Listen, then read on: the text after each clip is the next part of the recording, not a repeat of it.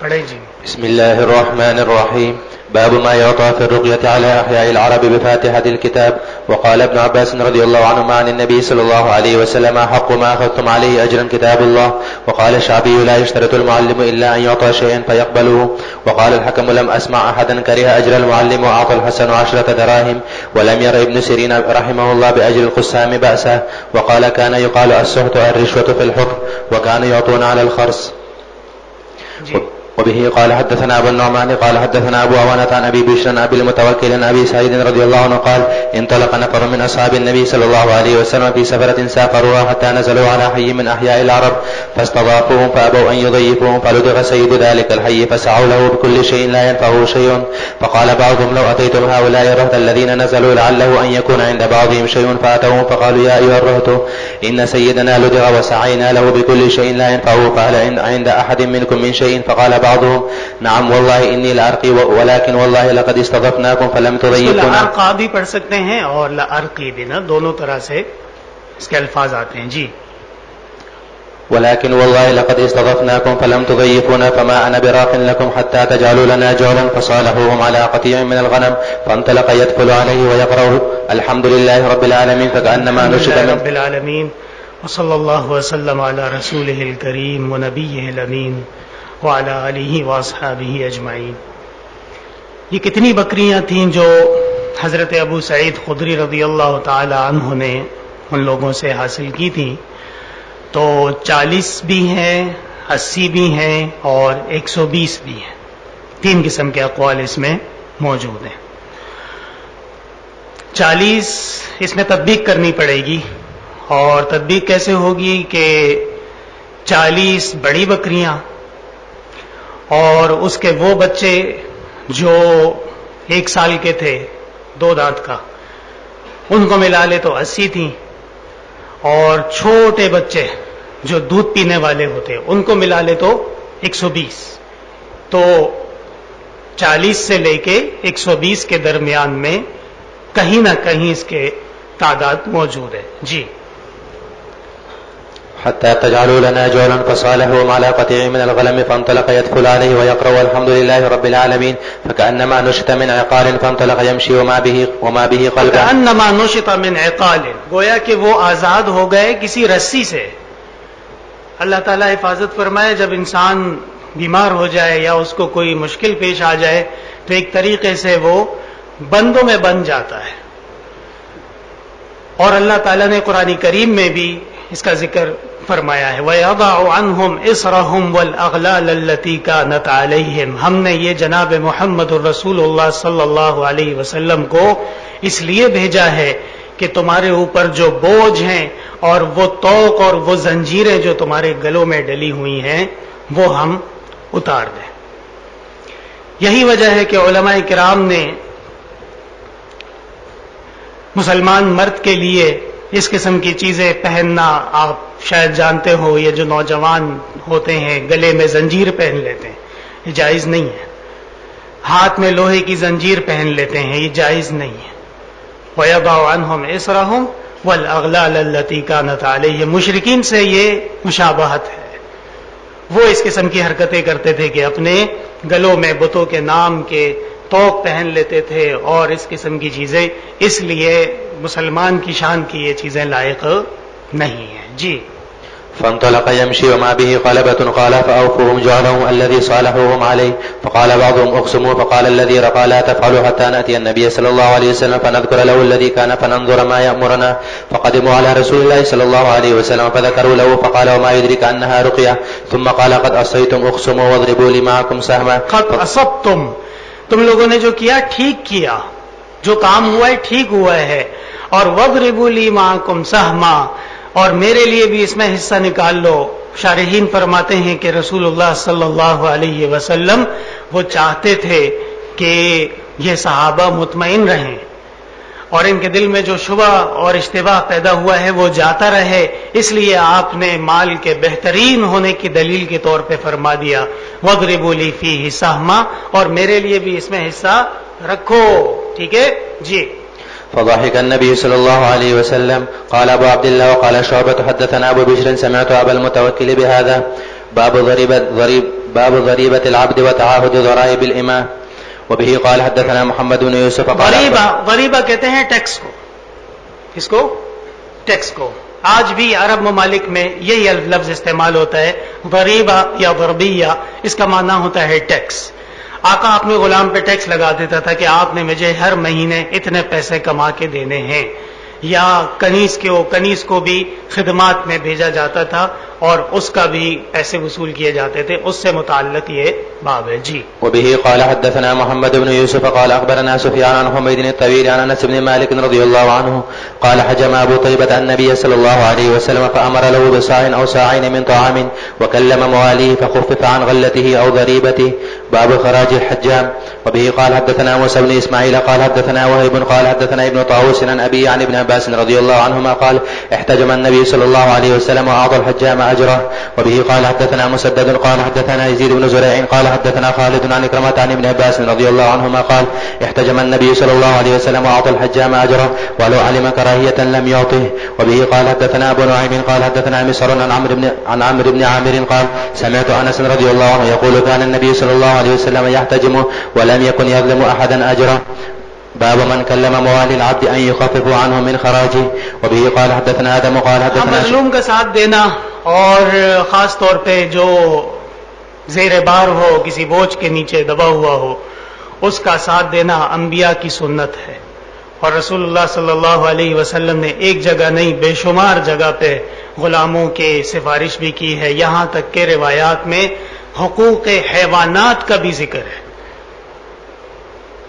کہ جو جانور ان کے مالک ان پہ ظلم کرتے تھے, کام زیادہ لیتے تھے اور دانہ کم دیتے تھے, ان کے بارے میں بھی آپ صلی اللہ علیہ وسلم نے فرمایا ایسا نہ کرو, یہ ظلم ہے. سمجھ گئے جی. وبه قال حدثنا آدم قال حدثنا شعبة عن حميد الطويل عن انس بن مالك رضي الله عنه قال دعا النبي صلى الله عليه وسلم غلاما فحجمه فامر له بصاع او صاعين او مد او مدين فكلم فيه فخفف من ضريبته.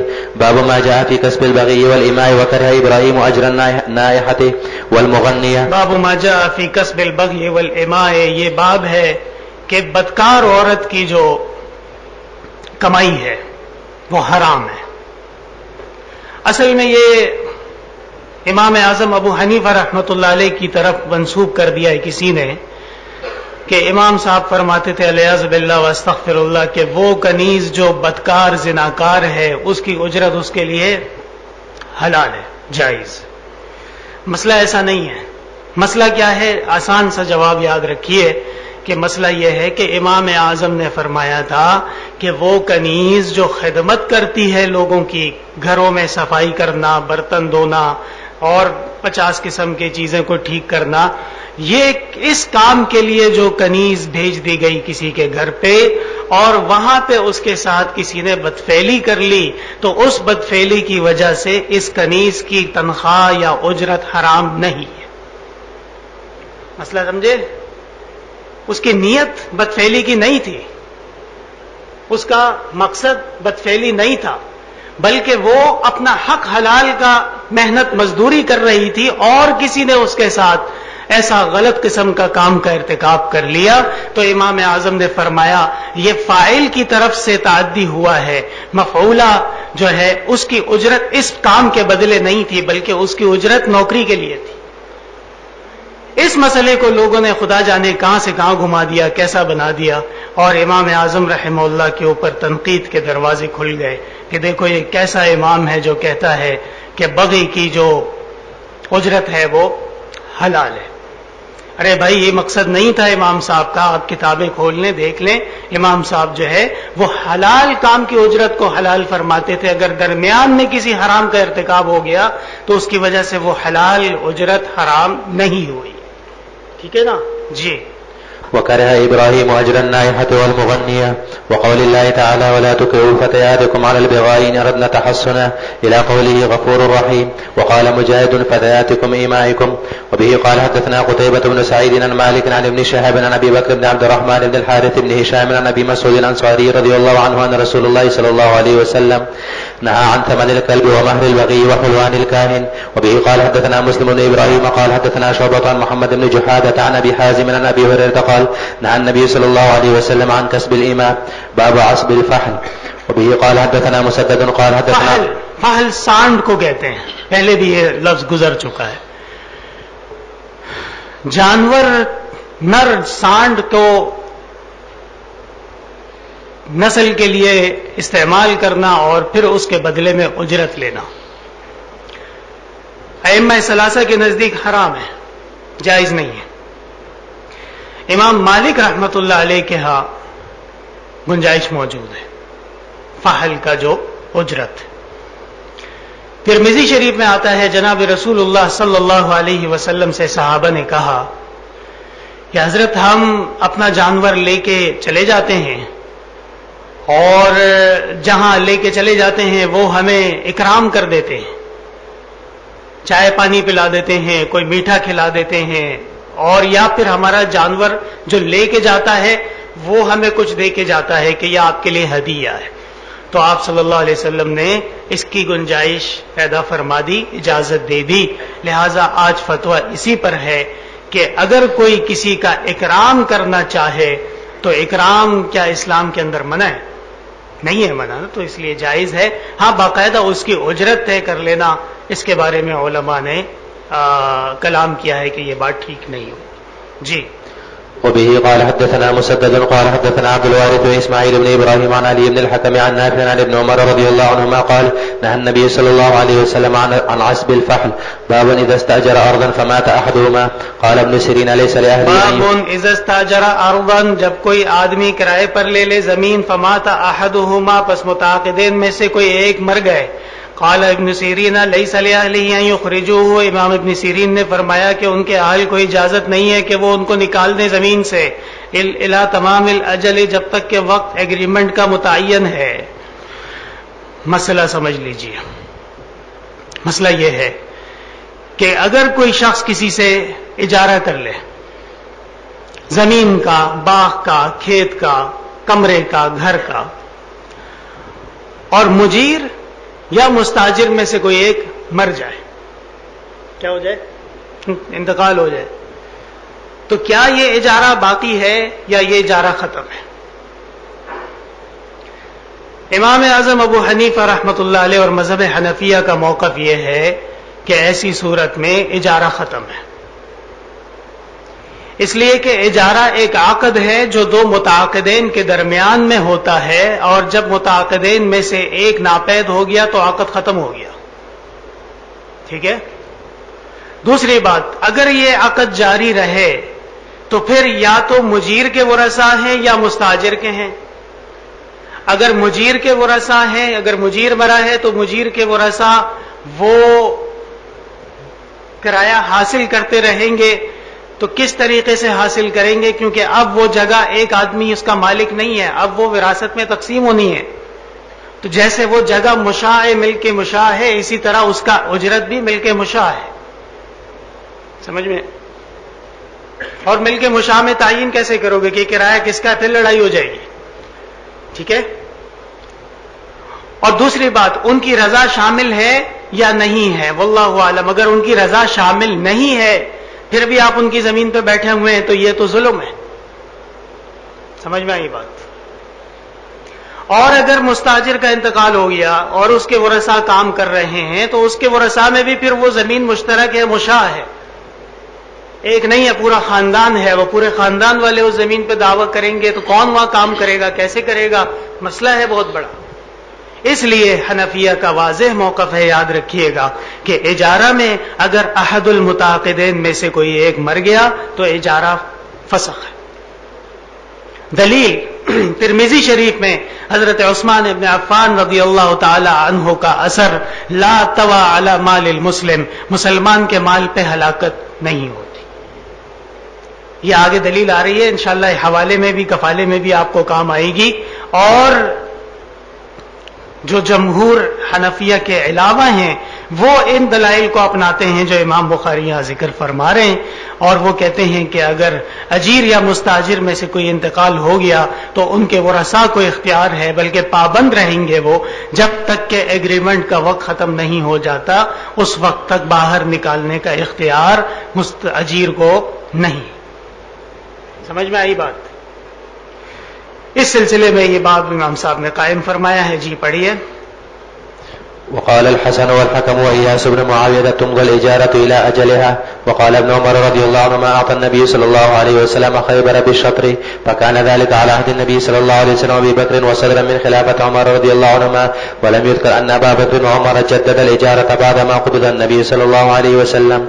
وبه قال حدثنا موسى بن إسماعيل قال حدثنا جويرية بن أسماء عن نافع عن عبد الله رضي الله عنه قال أعطى رسول الله صلى الله عليه وسلم خيبر اليهود أن يعملوها ويزرعوها ولهم شطر ما يخرج منها. وأن ابن عمر حدثه أن المزارع كانت تقرأ على شيء سماه نافع لا أحفظه أن رافع بن خديج رضي الله عنه حدثه أن حدث عن النبي صلى الله عليه وسلم نهى عن قراء المزارع. وقال عبيد الله عن نافع عن ابن عمر حتى أجلاهم عمر رضي الله عنه. بسم الله الرحمن الرحيم. باب في الحوالة وهل يرجع في الحوالة. وقال الحسن وقتادة إذا كان يوم أحال عليه مليا جازه. وقال ابن عباس رضي الله عنهما يتخارج الشريكان وأهل الميراث فيأخذ هذا عينه وهذا دينه، فإن توي لأحدهما لم يرجع على صاحبه. کتاب الحوالہ.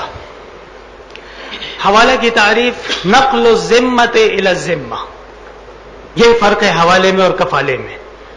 کفالہ کی تعریف ہے ضم الذمۃ الی الذمہ اور حوالہ کی تعریف ہے نقل الذمۃ الی الذمہ. کفالہ کے اندر ذمہ مل جاتا ہے، ختم نہیں ہوتا، اور حوالے کے اندر نقل ہو جاتا، منتقل ہو جاتا ہے. اس میں 3 فریق ہوتے ہیں.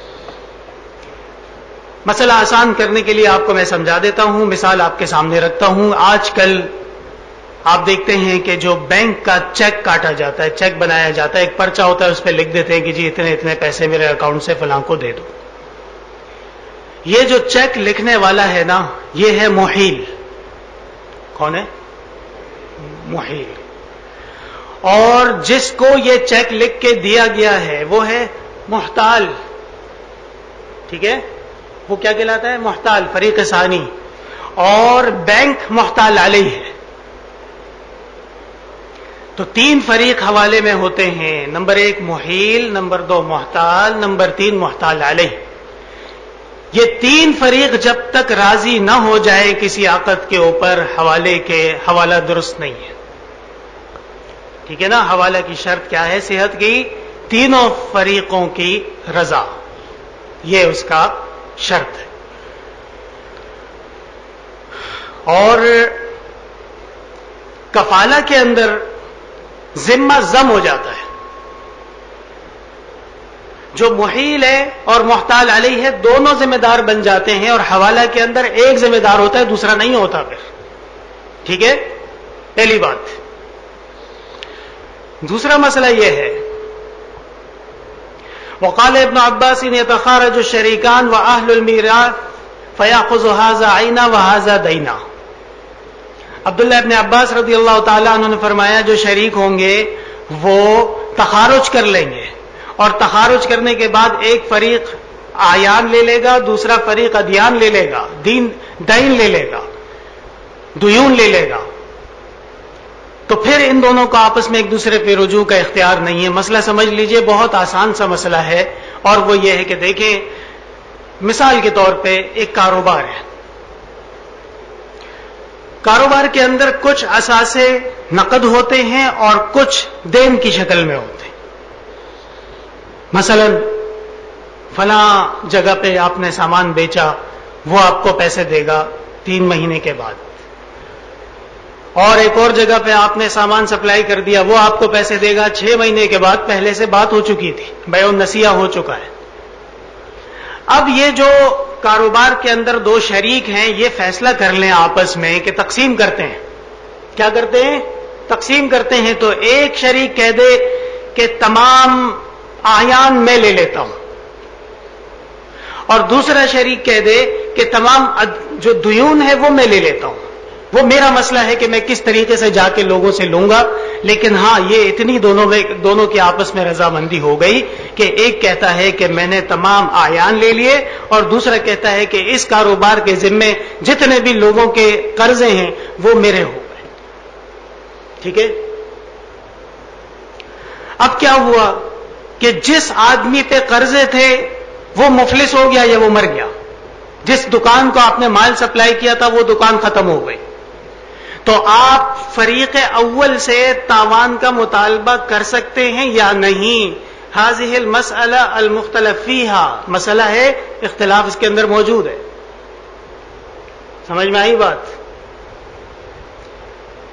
دو شریک ہیں، ایک کاروبار ہے، کاروبار کا آدھا مال نقد کی صورت میں دکان میں موجود ہے اور آدھا مال دیون کی شکل میں لوگوں کے پاس ہے، اور شریکان نے آپس میں طے کر لیا کہ ہم الگ ہو جاتے ہیں، تقسیم کر لیتے ہیں.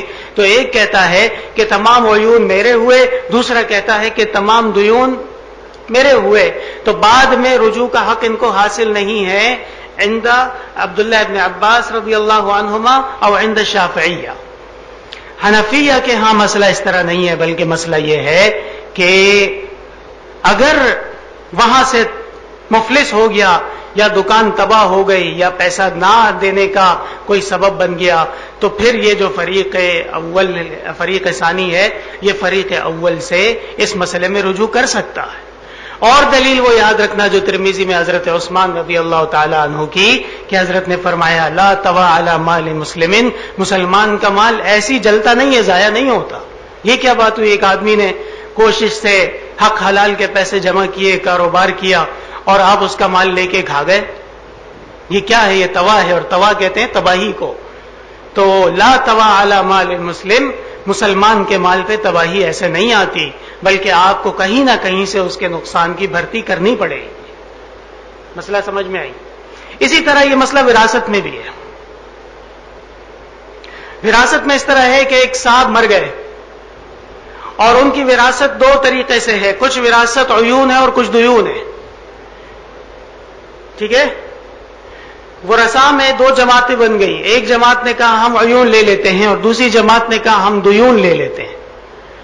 اگر دیون والوں کو قرضہ وہاں سے نہیں مل رہا یا وہ اگلے لوگ بھی مر گئے، آگے پیچھے ہو گئے، بھاگ گئے، تو پھر وہ لوگ واپس ان کی طرف رجوع کر سکتے ہیں یا نہیں. وہی اختلاف یہاں پہ بھی آ جائے گا کہ امام بخاری اور عند الشافعیہ ورفقاؤہم وہاں پہ رجوع کا حق حاصل نہیں ہے.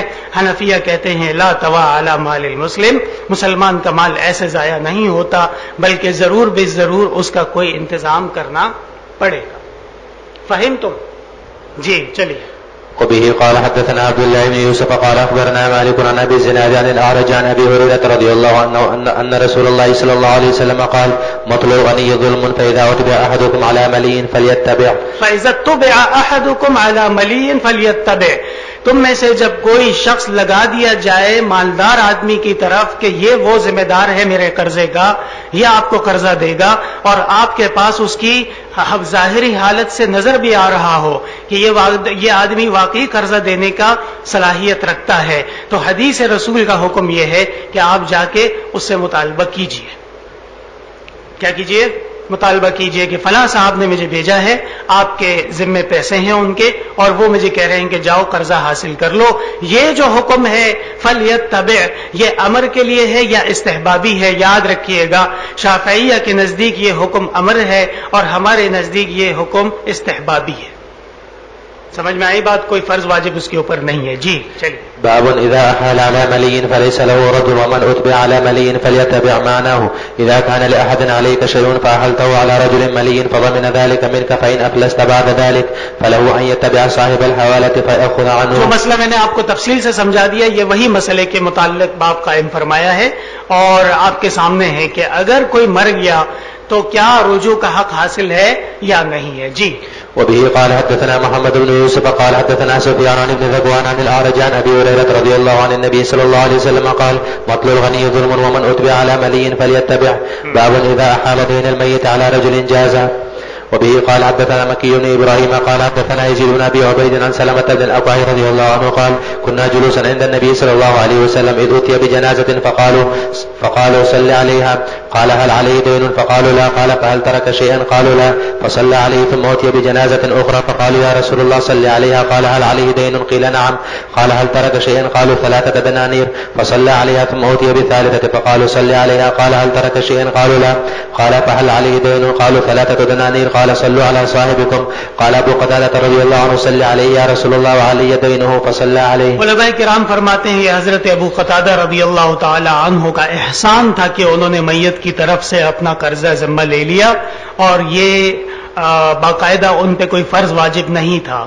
مسلمان اگر کسی کا ذمہ لے لے تو ٹھیک ہے، لیکن یہ حوالے کا عقد نہیں ہے، یہ احسان ہے. حوالے کے عقد کے لیے متعاقدین کا موجود ہونا اور پھر اس پہ رضامندی کا اظہار ہونا یہ ضروری ہے. اسی لیے میں نے آپ سے کہا کہ حوالے کی صحت کی شرط ہے کہ تینوں فریق اس پہ راضی ہو. کیا ہو؟ تینوں فریق اس پہ راضی ہوں تو یہ معاملہ سیدھا ہوتا ہے، ورنہ معاملہ وہ ہم اس کے جواز کے قائل نہیں ہیں. جی بسم اللہ الرحمن الرحیم. کتاب الکفالہ. باب الکفالہ فی القرض. کفالہ کی تعریف ضم الذمہ الی الذمہ. کفالہ اور حوالہ میں یہی فرق ہے کہ حوالہ کے اندر ذمہ یہاں سے ختم ہو گیا، منتقل ہو گیا دوسرے آدمی کی طرف، بینک کی طرف، محتال علیہ کی طرف. اور کفالہ کے اندر وہ کفیل ہوتا ہے، وہ محتال علیہ نہیں ہوتا، اس کی وہ بھی شامل ہوتا ہے ذمہ داری میں، لیکن فقط وہ نہیں ہوتا بلکہ جو محیل ہے، پہلے والا بندہ ہے، اس کا ذمہ بھی موجود ہوتا ہے. سمجھ گئے بات کو؟ جی. باب الكفالة في القرض والديون بالأبدان وغيرها. وقال أبو الزناد عن محمد بن حمزة بن عمرو الأسلمي عن أبي أن عمر بعثه مصدقا فوقع رجل على جارية امرأته فأخذ حمزة من الرجل كفلاء حتى قدم على عمر وكان عمر قد جلده 100 فصدقه وعذره بالجهالة. وقال یہ دیکھو نا ذرا آج کل یہ ایک مسئلہ کھڑا ہوا ہے، شاید آپ کے علم میں ہو کہ ہم نے طالب علم کو غصہ کیا. اور کتنے طلباء ہیں خیر سے کلاس میں؟ کتنے امیر صاحب؟ 160 طلباء میں کوئی ایک طالب علم ایسا ہے جو سمجھتا ہو کہ جو میں نے بات کہی تھی وہ حقیقت تھی یا وہ طنز تھا؟ جو میں نے کہا کہ جلاد کو بلاؤ اور جو ہے نا اس پہ حد نافذ کر، ارے بھائی یہ تو طنزیہ باتیں تھی نا، ہم کوئی آپ کے دشمن ہیں خدا نہ خواستہ یار، تو خدا کا خوف کرو، کیا باتیں کر رہے ہو؟ زمرشن تا دپا رہا ہو تمرشے چا تپا رہا. پختون کہتا ہے میں آپ کے لیے مر گیا، آپ کسی اور کے لیے، یہ کیا بات ہوئی؟ تو دیکھو بات یہ ہے کہ تنقید تو ہر آدمی کا جائز حق ہے، اور کوئی آدمی تنقید کرے تو ہم اس کو کہیں گے جزاک اللہ خیرا، بارک اللہ فیکم، اللہ تعالیٰ آپ کو خوب جزائے خیر دے. جن لوگوں نے یہ ساری باتیں جو بھی الٹی سیدھی بکواس کی ہے تو ہم دعا گو ہیں ان کے لیے. اور اللہم اہدہم فانہم لا یعلمون، یا اللہ ان کو ہدایت دے، یہ جانتے نہیں. ٹھیک ہے نا؟ ذرا اس موضوع پہ بات کرنے، مجھے ظاہر بات ہے کہ آپ سب ہمارے طلباء ہیں اور میں سمجھتا ہوں کہ اس مسئلے کی اگر کچھ وضاحت ہو جائے تو انشاءاللہ آپ کو فائدہ ہوگا. دیکھیں بات یہ ہے، اب غور سے سننا میری بات، ٹھیک ہے نا؟ میں خدا کی قسم اگر میری ذات کے اوپر یہ مسئلہ ہو تو میں کوئی پرواہ نہیں ہے، جواب بھی نہیں دیتا. وَوِعَاءُ الْكَلْبِ لَا يَضُرُّ الشَّمْسَ وَلَقَدْ عَلِمْتُ بِأَنَّ دِينَ مُحَمَّدٍ مِنْ خَيْرِ أَدْيَانِ الْبَرِيَّةِ دِينًا لَوْلَا الْمَلَامَةُ أَوْ خَوْفَ مَسَبَّةٍ لَوَجَدْتَنِي سَمْحًا بِذَلِكَ مُبِينًا. ابو طالب کا اشعار ہے. کیا اشعار ہے کبھی سنے؟ فرماتے ہیں وَلَقَدْ عَلِمْتُ بِأَنَّ دِينَ مُحَمَّدٍ، یہ جو رسول اللہ صلی اللہ علیہ وسلم دین لے کے آئے ہیں نا، میں جانتا ہوں کہ یہ کائنات کا بہترین دین ہے کہ نہیں ہے؟ لولا الملامۃ او حذار مسبۃ، اگر لوگوں کی باتوں کا اور لوگوں کی گالیوں کا مجھے خوف نہ ہوتا، لوجدتنی سمحا بذاک مبینا، تو یقین کرو اے محمد میں تمہارے دین پہ سب سے زیادہ عمل کرنے والا ہوتا. لیکن افسوس صد افسوس کہ انہوں نے کیا کیا؟ ملامت کا اعتبار کیا. کیا کیا؟ لوگوں کی بات، لوگ باتیں کریں گے، گالی دیں گے، اس لیے اسلام نہیں لائے. پہلی بات یہ ہے. دوسری بات یہ ہے لعن الذين كفروا من بني اسرائيل على لسان داؤد وعيسى ابن مريم ذلك بما عصوا وكانوا يعتدون. لعنت ہو ان لوگوں پہ جو نصرانی ہیں اور یہودی ہیں. کیوں؟ كانوا لا يتناهون عن منكر فعلوا، وہ نہیں روکتے تھے لوگوں کو اس منکر سے جو وہ کر رہے ہوتے تھے. اب بتائیے کیا عالم کو چھوڑو، استاذ کو چھوڑو، ایک عام مسلمان جس کے پاس علم اور دین کی سمجھ ہو، اس کے سامنے ایک منکر ہو رہا ہو اور وہ خاموش ہو کے اس کو دیکھ کے دیکھتا رہے، یہ اس کے لیے جائز ہے؟ کیوں؟ کیونکہ دیکھیں نا اللہ تعالیٰ نے قرآن میں کیا فرمایا ہے، کیا فرمایا ہے؟ میں نے آپ کے سامنے آیت پڑھ لی، کانوا لا یتناہون عن منکر فعلوا لبئس ما کانوا یفعلون، بہت برا کام کر رہے تھے. ٹھیک ہے، دو باتیں ہو گئی. تیسری بات، آپ سب اللہ کے فضل سے نوجوان ہیں اور بہترین، اللہ تعالیٰ آپ لوگوں کو جوانی، علم، مقام، مرتبہ نصیب فرمائے، اور ہم تو یہی محنت کر رہے ہیں نا، ورنہ ہمیں کیا ضرورت پڑی ہے کہ روزانہ اتنا بڑا معاملہ لگایا جائے اور پھر طلباء کو سمجھایا جائے اور پھر ان کو کتاب پڑھائی جائے، پھر ان کو ترغیب دی جائے اور پھر ان کی تربیت پہ توجہ دی جائے. مقصد یہ ہے کہ آپ لوگوں کا مستقبل کی تعمیر ہو جائے. تو آپ لوگوں نے اپنے بچپن میں، اپنے حفظ کے زمانے میں، اپنے اسکول کے زمانے میں، تعلیمی اداروں میں پڑھا ہے نہیں پڑھا ہے؟ پڑھا ہے. وہاں سختی ہوتی تھی نہیں ہوتی تھی؟ ہوتی تھی. یہ کوئی نیا کام ہوا ہے؟ نہیں ہوا نا. تو پھر کس بات کا اتنا ہنگامہ ہے؟ کیوں اتنا زیادہ یعنی کہ وہ طالب علم ناراض ہو گیا، حالانکہ وہ طالب علم مجھ سے ملا بھی نہیں ہے. ایک بات بتاؤں آپ کو خدا کی قسم، اور اس طالب علم کا نام بھی مجھے نہیں معلوم. یعنی کوئی خدا نہ خواستہ ایسا ہو کہ کوئی آدمی کا ذاتی معاملہ ہو، مجھے تو معلوم ہی نہیں ہے. اور آپ سب یہ طلباء موجود ہیں، کوئی ایک طالب علم ہے، خدا کی قسم میں آپ کو بالکل پیار اور محبت سے یہ بات آپ کے سامنے رکھ رہا ہوں، کوئی ایک طالب علم ہے جو مجھ پہ یہ دعویٰ کر دے کہ میں نے اس کو تکلیف پہنچائی ہے؟ میں نے بغیر کسی وجہ کے آپ کے ساتھ کوئی ضد کی ہے؟ میں نے بغیر کسی وجہ کے آپ کو کبھی تشدد کا نشانہ بنایا؟ نہیں نا، ایسا نہیں ہے. پھر میں سمجھتا ہوں سیدھی بات ہے آزمائش. ٹھیک ہے نا. اور آپ کو یاد ہے ہم نے وہاں اصلاحی بیان میں ایک بات کی تھی. کیا بات کی تھی؟ کہ بزرگان دین نے فرمایا ہے کہ جب سب تمہارے حق میں ہو، ہر چیز تمہارے حق میں ہو، تو فکر میں پڑ جاؤ کہ معاملات صحیح نہیں ہیں. اور جب کبھی تمہارے مخالف سامنے آ جائیں، دشمن سامنے آ جائیں، تو پھر سمجھ جاؤ کہ اب جو میں محنت کر رہا ہوں یہ محنت ٹھیک ہے. اور بزرگ فرماتے ہیں کہ جس درخت میں پھل ہوتا ہے اسی درخت کو تو پتھر مارا جاتا ہے. جھاڑی میں کیوں پتھر مارے گا کوئی؟ کیکر کے درخت میں کیوں پتھر مارے گا کوئی؟ اس میں کچھ ہے ہی نہیں گرنے کے لیے. تو آپ سب طلباء کرام اپنے حوصلے بلند رکھیں. اور یہ علمی سفر ہے، علمی سفر کے اندر تنبیہ بھی ہوتی ہے، حوصلہ افزائی بھی ہوتی ہے.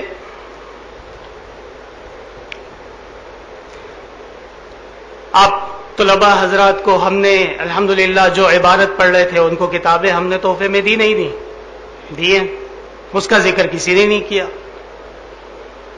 ابھی کچھ دنوں پہلے اسامہ میرے پاس آیا کہ استاد جی طالب علم ہسپتال میں ہے اور شدید بیمار ہے، اور اسپتال والے انکار کر رہے ہیں کہ ہم اس کا علاج نہیں کریں گے. میں اپنے اچھائیاں نہیں گنوا رہا آپ کو، آگے آپ اسامہ سے پوچھ لیں. میں نے اس کو بولا بغیر تردد کے فوراً اس کا علاج معالجہ کرو، اور جو پیسے خرچ ہوتے ہیں آپ مجھے بتائیے. اور میں نے فوری طور پہ وہ معاملات سیدھے کر دیے. خدا نہ خواستہ ہم دشمن ہیں کیا یار؟ کیا بات کر رہے ہو تم؟ کون سا ایسا مدرسہ ہے کراچی کے اندر جس میں روزانہ طالب علم کو گوشت پیش کیا جاتا ہے کھانے کے لیے؟ خدا کی قسم آپ جاؤ دیکھ لو، تفصیل سے آپ کو معلوم ہو جائے.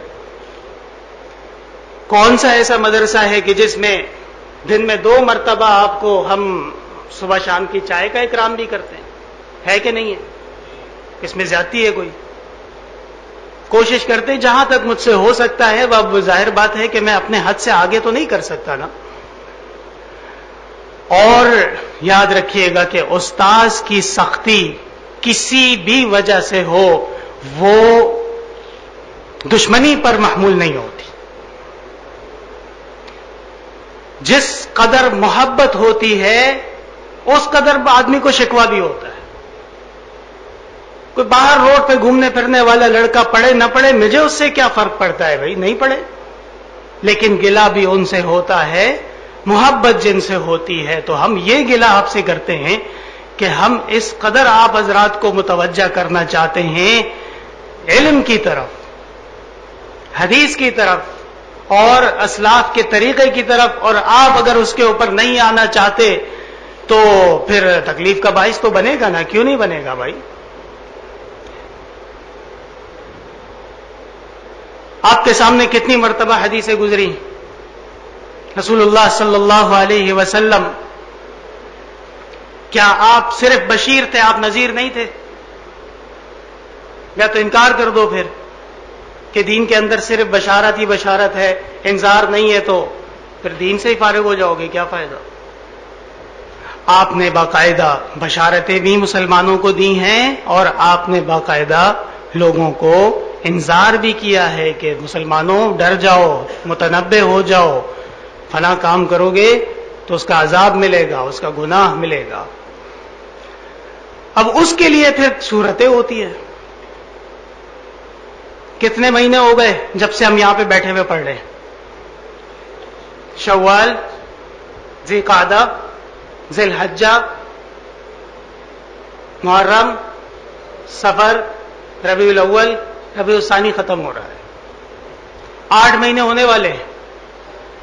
اس 8 مہینے کے اندر میں نے یہ رویہ کبھی پیش آیا آپ کے ساتھ میں؟ یہ درس آج سے نہیں جا رہا، دنیا نہیں سن رہی، یاد رکھیے گا. یہ درس حضرت والد صاحب رحمت اللہ علیہ جب دنیا سے رحلت فرما گئے، اس سال میں بھی جو بقیہ کتاب تھی وہ ہم نے پڑھائی تھی، اور وہ درس بھی الحمدللہ ریکارڈ پہ موجود ہے.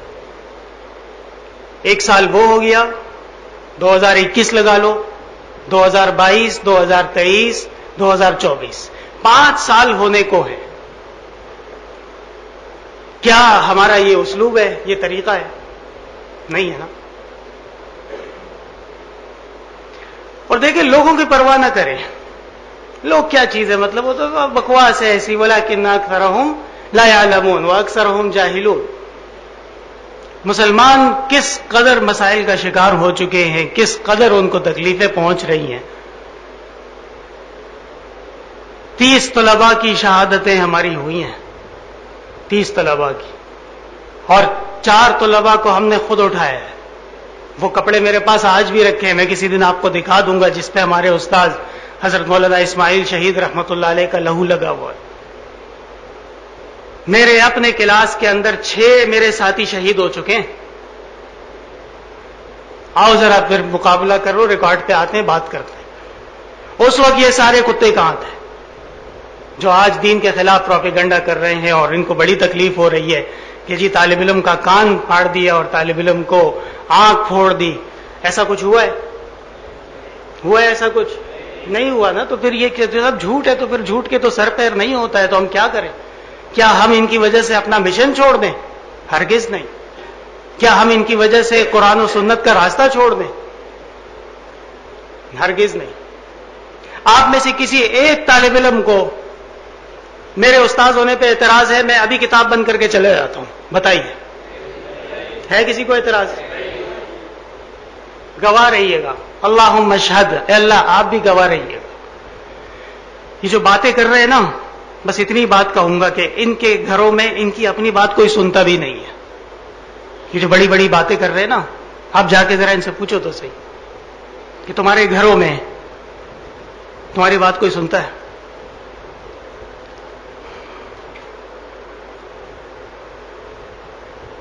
2500 کے قریب افراد احسن علوم سے متعلق ہیں.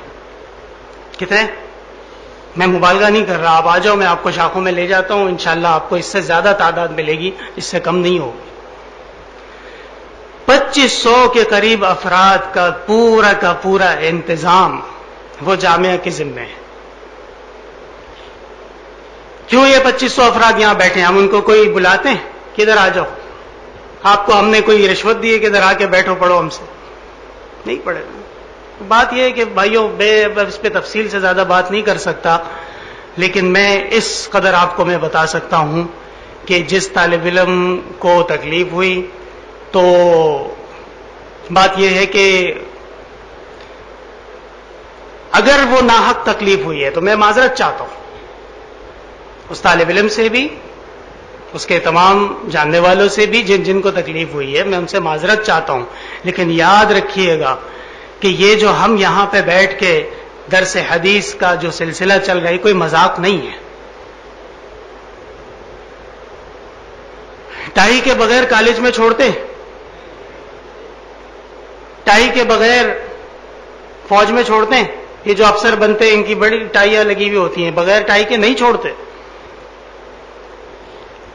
دفتر میں جب مسلمان نوکری کرتا ہے ٹائی کے بغیر چھوڑتے ہیں؟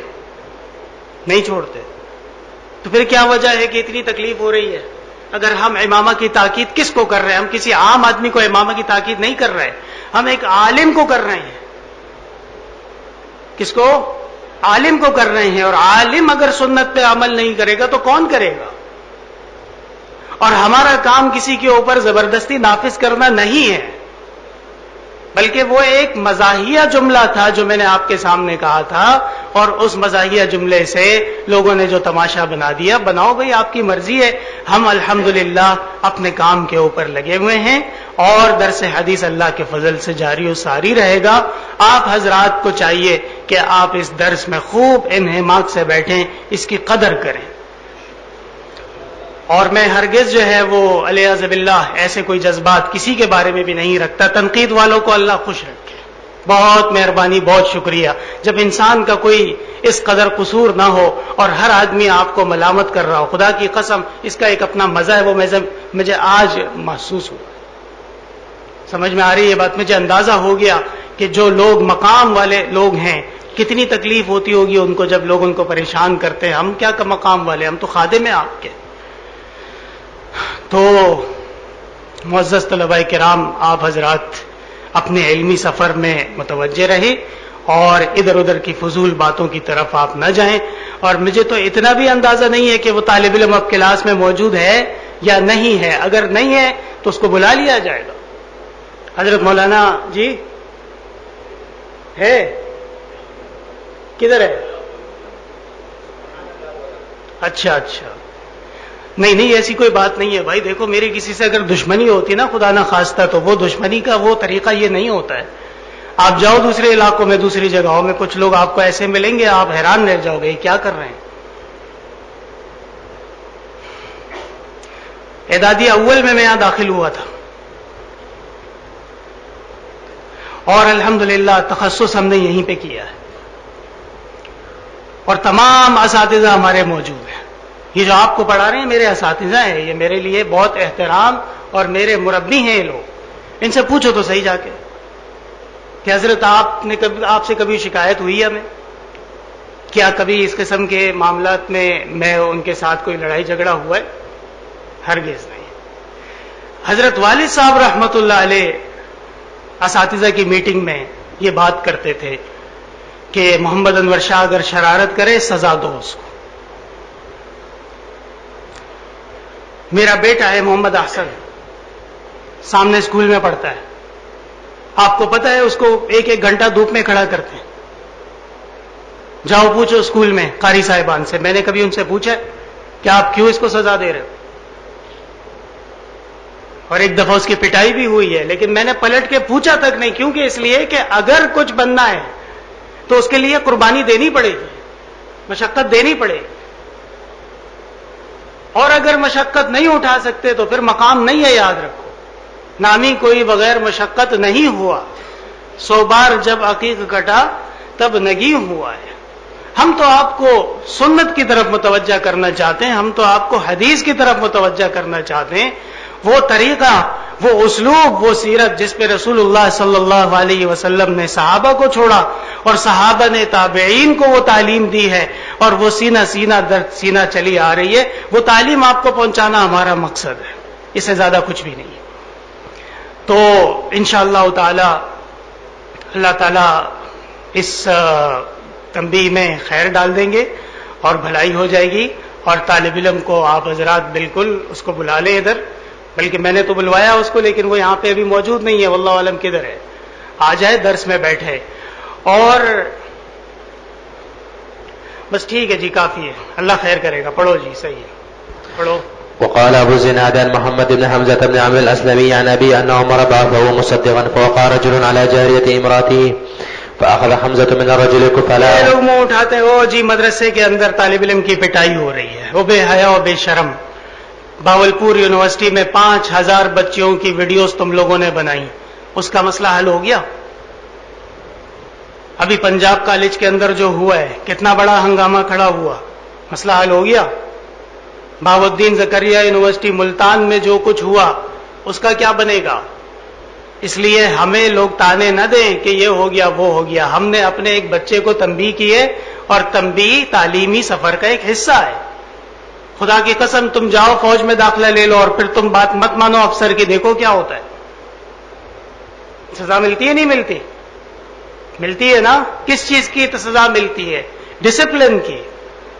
آپ داخل ہو جاؤ پولیس میں اور پھر ان کی بات نہ مانو، پھر دیکھو کیا ہوتا ہے. تو وہ جائز ہے اور یہ ناجائز ہے. کیوں ناجائز ہے بھائی؟ خیر تو ہے. کون سے مذہب میں ناجائز ہے؟ شیخ بن باز رحمت اللہ علیہ، نام سنا ہے حضرت کا؟ بہت بڑے عالم، سعودیہ کے مفتی اعظم. جتنے بھی ائمہ کرام حرمین شریفین کے بڑے علماء، سب کے سب شیخ بن باز کے شاگرد ہیں. بڑے مجمع میں حرم کے اندر ان سے سوال ہوا کہ شیخ یہ بتائیے کہ هل يجوز ضرب الاستاذ للطالب، بتائیے کہ کیا استاذ طالب علم کو تنبیہ کر سکتا ہے؟ حضرت نے جواب دیا کہ بالکل کر سکتا ہے. کیوں؟ اس لیے کہ استاذ کے ذمے طالب علم کو پڑھانا ہے. وہ ضرب دشمنی والا نہیں ہے، وہ ضرب کسی کی خدا نہ خواستہ تعصب والا یا کسی کو تکلیف پہنچانے کے لیے نہیں ہے، بلکہ اس کو تعلیم کے راستے پہ لانے کے لیے ہے. اور علامہ ابن حجر عسقلانی رحمت اللہ علیہ نے فتح الباری میں بھی اس پہ کلام کیا ہے، اور انہیں فرمایا ہے کہ استاذ کسی بھی فیلڈ کا ہو، صرف دینی استاذ کی بات نہیں ہو رہی، کسی بھی فیلڈ کا ہو، اس کو چاہیے کہ اپنے شاگرد کو جائز تنبیہ کرے، اور ایسی تنبیہ کہ جو اس کو نقصان دے دے، ایسی تنبیہ جائز نہیں ہے. سمجھ میں آئی بات؟ علامہ ابن حجر عسقلانی شارح البخاری، ہم پہلے دن سے حضرت کا بار بار نام لے رہے، تو حضرت نے باقاعدہ فتح الباری میں یہ بات کا ذکر کیا ہے کہ استاذ کا ضرب طالب کے لیے یہ جائز ہے. تو اس لیے کوئی نئی چیز نہیں ہے. ہم نے بھی جس ماحول میں پڑھا ہے اس ماحول میں یہی ڈر ہوتا تھا کہ نہیں پڑھیں گے تو سزا ملے گی، اور یہ دنیا کی زندگی کا فلسفہ اسی کے اوپر قائم ہے کہ آخرت میں جزا اور سزا ہونا ہے، ورنہ تو نظام درہم برہم ہو جائے گا. اور اللہ کا فضل ہے، احسن العلوم طلباء کی آماجگاہ ہے، اور انشاءاللہ تعالی یہ گلشن تا قیامت آباد رہے گا. ہم رہے یا نہ رہے کوئی فرق نہیں پڑتا.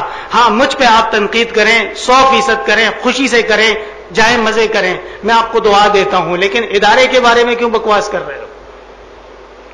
پتہ چلا کہ یہ وہ بغض ہے، یہ وہ حسد ہے جو دلوں میں بھرا ہوا تھا، اور موقع آ گیا تو منہ سے زہر اگل رہا ہے. اچھی بات، ہمیں بھی پتہ لگ جائے کہ کس کس حد تک الحمدللہ ہم جو کام کر رہے ہیں اس کا اثر کہاں تک ہے.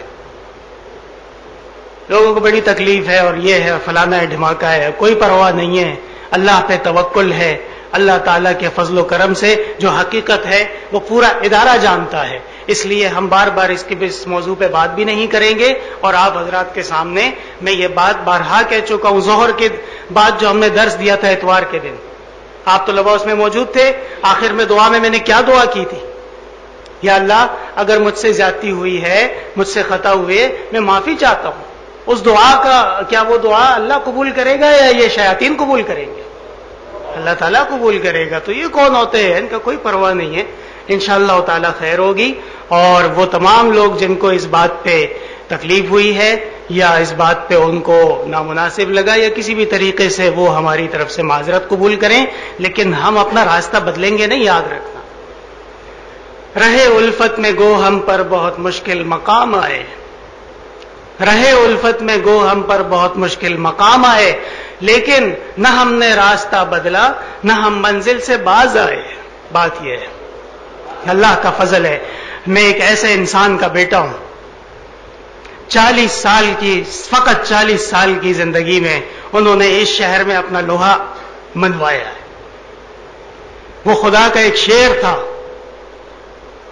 حق اور باطل کو سامنے رکھنے میں اور باطل کی دوڑیں لگوانے میں بدعتیوں اور الٹے سیدھے داڑھی کٹ، الٹے سیدھے بکواسیات، جی پروفیسر اینڈ کمپنی، ان ساروں کو اپنی اوقات دکھانے میں اللہ نے ان کو ید طولا عطا فرمایا تھا.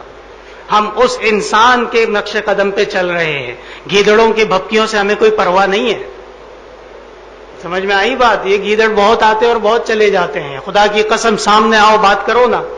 چیلنج کرتا ہوں میں سارے یہ جو الٹی سیدھی کر رہے ہیں آ جاؤ.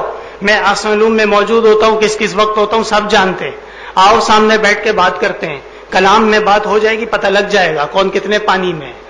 چھپ چھپ کے دیواروں کے پیچھے سے عورتوں کی طرح باتیں کرنا یہ مسلمان مومن کی شان نہیں ہے.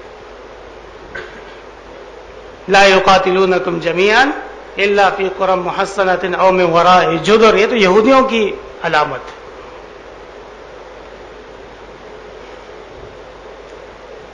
یہ واقعہ کس دن پیش آیا؟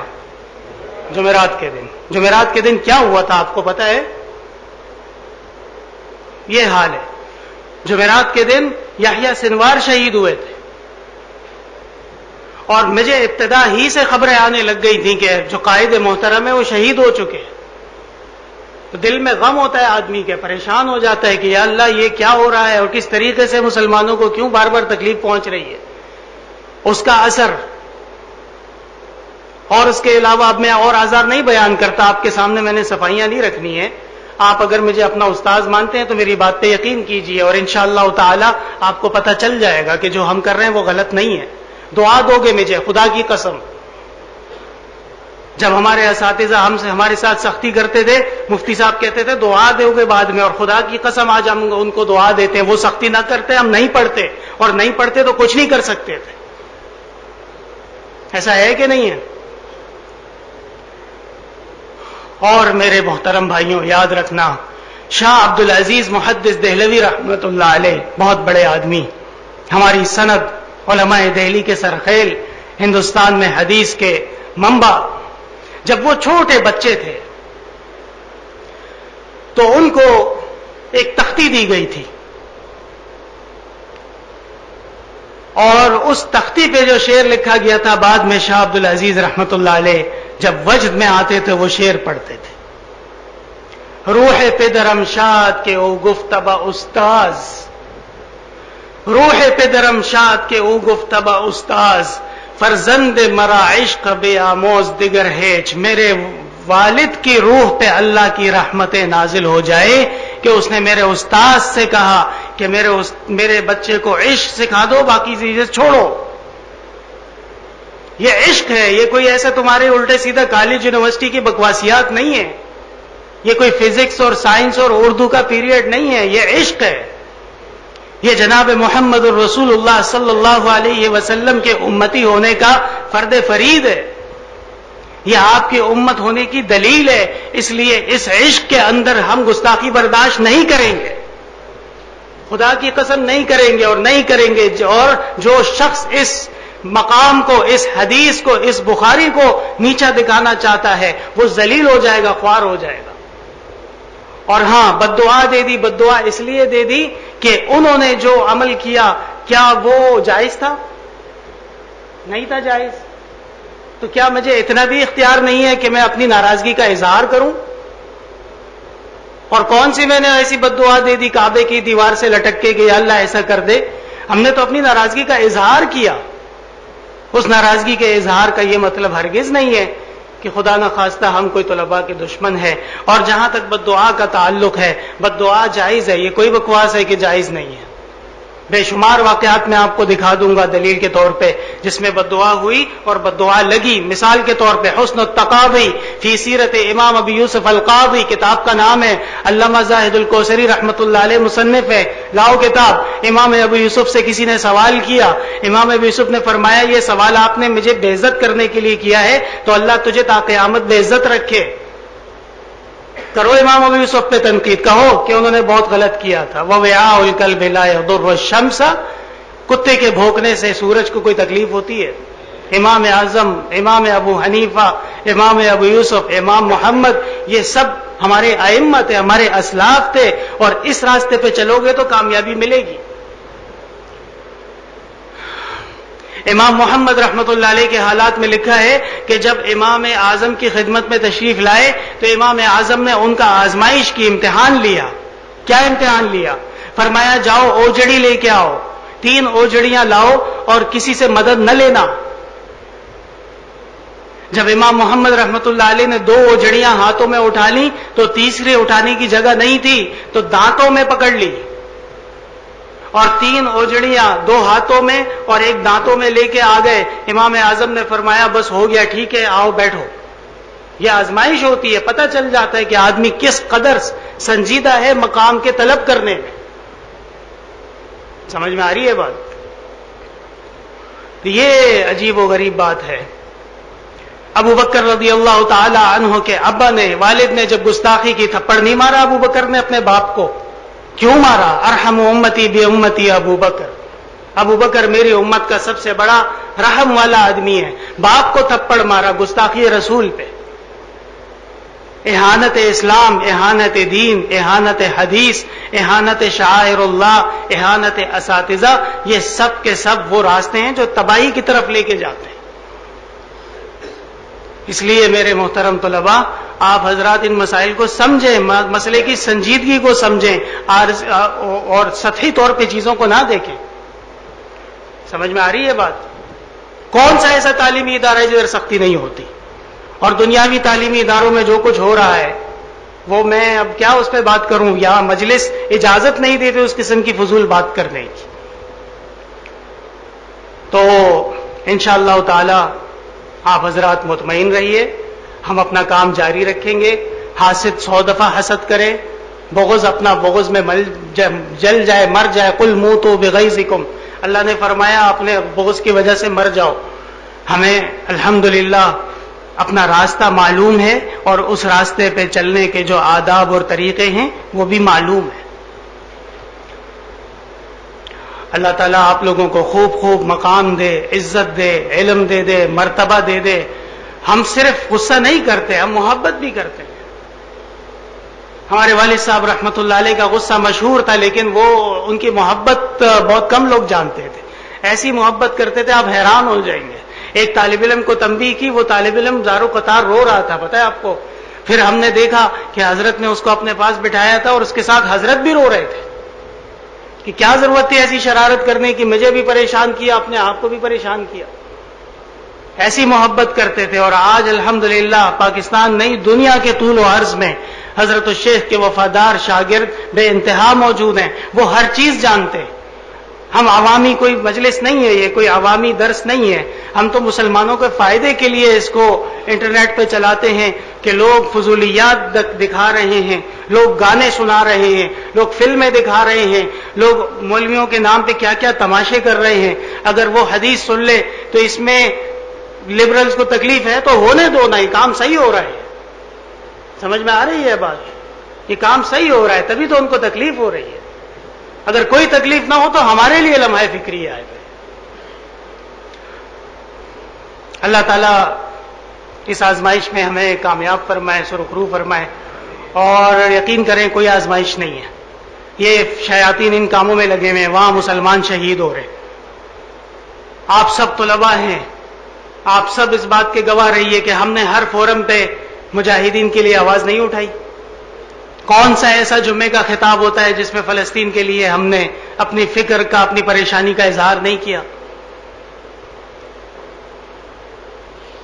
میری چھوٹی بیٹی، میں ایک دن گھر پہ گیا، وہ رو رہی تھی بیٹھی ہوئی، چھوٹی بیٹی 7 سال عمر ہے۔ اب کہتی ہے کہ ابا جان یہ اتنے بچے مارے جا رہے ہیں، اتنی تکلیف ہو رہی ہے، اس کی ان کو کوئی پرواہ نہیں ہے کہ سب جو ہے انگریزوں کی پروڈکٹ استعمال کر رہے ہیں اور سب کھا پی رہے ہیں۔ مسلمان شہید ہو رہا ہے، مر رہا ہے، ذلیل ہو رہا ہے، ایک طالب علم کو 2 ڈنڈے لگ گئے، اس کی ان کو بڑی تکلیف ہے۔ عقل مانتی ہے یہ بات؟ غیرت پیدا کرو، نکلو جہاد کے لیے نکلو۔ یہ فضولیات، لوگوں کی تنقیدیں اور غیبتیں کرنا کوئی فرق نہیں پڑتا۔ اب آخر میں بات سن لو تاکہ پھر دعا کر لیں۔ پوری رات میں فکر مند رہا، سوچتا رہا کہ کس طریقے سے اس معاملے میں طلباء کے ساتھ بات کی جائے. فجر کی نماز کے بعد تقریباً 6:30 بجے میں لیٹ گیا اور آنکھ لگ گئی, سو گیا اور خواب دیکھا, عجیب خواب دیکھا کہ ایک میدان ہے اور اس میدان میں بہت لوگ ہیں اور ہر آدمی کے ہاتھ میں ایک ٹوکری ہے یا بالٹی ہے یا کوئی چیز ہے, اور اس ٹوکری کے اندر انسانی اعضاء بھرے ہوئے ہیں. کسی ٹوکری میں ہاتھ کٹے ہوئے پڑے, کسی ٹوکری میں ٹانگیں پڑی ہوئی ہیں, کسی ٹوکری میں سر پڑے ہوئے, کسی ٹوکری میں جسم کے حصے پڑے ہوئے. میں پریشان ہوں کہ یا اللہ یہ کیا چیز ہے. ایک شخص آتا ہے اور مجھے کہتا ہے کہ یہ سب وہ حرام گوشت ہے جو لوگ کھا رہے ہیں, یہ سب وہ حرام گوشت ہے جو لوگ کھا رہے ہیں, اور آپ تسلی رکھے اللہ تعالیٰ آپ کی مدد فرمائیں گے, آپ کے ساتھ آپ کے والد کی دعائیں ہیں. یہ مجھے خواب میں کہا. خدا کی قسم کیسی عجیب خواب ہے, اور تعبیر سامنے ہے بالکل. ایحب احدکم ان یاکل لحم اخیہ میتا فکرہتموہ. کیا مسلمان کی غیبت کرنا یہ گوشت کھانے کے مترادف نہیں ہے, حرام گوشت کھانے؟ اور کیا اللہ نے نہیں فرمایا ان جاءکم فاسق بنبأ فتبینوا؟ جب تمہارے پاس کوئی فاسق آ جائے جھوٹی خبر لے کے تو تم اس کے تحقیق حال کر لیا کرو. تحقیق حال کس نے کیا ہے؟ ایک ہمارے محترم حضرت مولانا امداد اللہ صاحب دامت برکاتہم العالیہ بندوری ٹاؤن کے ناظم اعلیٰ اور وفاق کے نگران, انہوں نے ہم سے کہا کہ یہ کیا معاملہ ہے. ہم نے ان کو وضاحت دے دی ہے, وہ وضاحت بھی انٹرنیٹ پہ موجود ہے, شاید آپ حضرات نے سنی ہو. اس میں کوئی ایسی بات ہے تو میرے محترم بھائیوں, اللہ تعالیٰ سے خیر مانگتے ہیں, عافیت مانگتے ہیں, دعا کرتے ہیں. جس کسی سے بھی زیادتی مجھ سے زیادتی ہوئی ہے اللہ تعالیٰ مجھے معاف فرمائے, اگر طالب علم سے زیادتی ہوئی ہے اللہ تعالیٰ اس کو معاف فرمائے. میری اس کے ساتھ کوئی ذاتی دشمنی نہیں ہے, وہ ہماری دل و جان ہے. لیکن یہ ہے کہ ادب, آداب, احترام اور نظم اور تنظیم کے اندر رہنا یہ ادارے کی کامیابی کے لیے لازم ہے. آپ جب کسی چیز کو دیکھتے ہیں نا, آپ کا نقطہ نظر الگ ہے, میرا نقطہ نظر الگ ہے. جب میں اس کو دیکھتا ہوں میرے نظر میں 2500 افراد ہوتے ہیں کہ یہ 2500 افراد کے تمام ایک گھر ہے, ایک فیملی ہے, اس گھر کے اندر کیا فرق پڑے گا اس سے. اور جو دوسرا انسان دیکھتا ہے وہ صرف اپنی سوچتا ہے. ٹھیک ہے نا, مٹا دو اپنی ہستی کو اگر کچھ مرتبہ چاہو, کہ دانہ خاک میں مل کر گلے گلزار ہوتا ہے. ایک دفعہ پھر میں ان لوگوں کو دعا دیتا ہوں کہ جن لوگوں نے ہمارے بارے میں غلط بات کی یا ہمارے والد صاحب رحمۃ اللہ علیہ کے بارے میں غلط بات کی, اللہ تعالیٰ ان کو جزائے خیر دے دے, اللہ تعالیٰ ان کو بہت زیادہ اجر دے دے کہ انہوں نے بغیر کسی وجہ کے ہم پہ وہ آزمائش ڈال دی کہ ہم انشاءاللہ آزمائش کے لیے تیار بھی ہیں اور کامیاب بھی ہیں. اور ہاں, ہمیں بہت ساری چیزیں پتہ لگ گئی اور انشاءاللہ تعالی جیسے جیسے معاملات آگے بڑھیں گے اللہ کے فضل سے بہتری آتی رہے گی. صحیح ہے نا, دعا کر لیں. الحمدللہ رب العالمین, لا الہ الا اللہ وحدہ لا شریک لہ, لہ الملک ولہ الحمد وهو علی کل شیء قدیر. اللہم لا تدع لنا ذنبا الا غفرتہ ولا ہما الا فرجتہ ولا حاجة إلا قضيتها يا أرحم الراحمين ويا أكرم الأكرمين, فالله خير حافظا وهو أرحم الراحمين, وصلى الله تعالى على خير خلقه محمد. الله بسم الله.